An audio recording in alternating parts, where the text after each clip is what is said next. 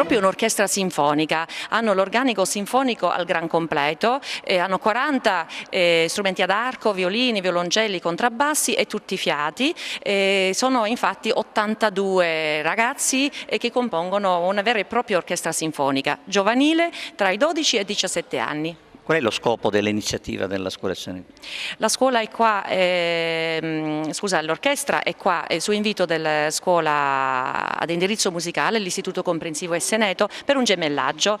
Incontreranno gli alunni ad indirizzo musicale della scuola Esseneto, l'orchestra scolastico, e anche gli alunni del liceo musicale Majorana.